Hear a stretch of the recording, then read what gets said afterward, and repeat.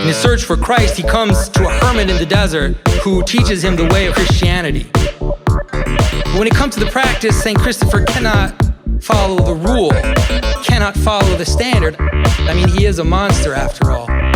He is a monster after all. The hermit says to fast, to abstain. St. Christopher replies that he cannot. The hermit says to pray. St. Christopher says he cannot. St. Christopher says he cannot. So the hermit says that St. Christopher should stand next to the river and cross those who need to cross on his shoulders. I want you to notice how profound the story becomes here. We often think of the ark built by Noah as a holy thing. In a certain way, it is. We often imagine the nave or even the whole church as a holy thing, and in many ways it is. But in another very, very important way, the ark is a boat full of beasts.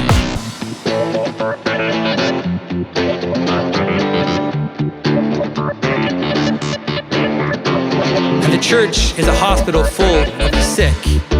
So St. Christopher stands on the edge of the world. He stands on the bank of the flood. When the Logos, the Christ Emmanuel, who is the Logos implicit, the seed of God in all things, comes to the edge, well, it is the monster like an ark who can carry him across. We often think of the ark built by Noah as a holy thing. In a certain way, it is.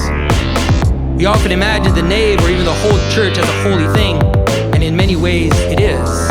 But in another very, very important way, the ark is a boat full of beasts.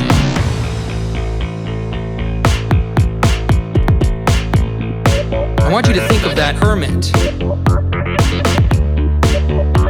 You see, the hermit did not tell St. Christopher that it was fine that he could not follow fasting and prayer. I mean, he didn't say that since St. Christopher, thought that it was against his nature to fast and pray, the hermit didn't tell him that the church had been wrong all along. No.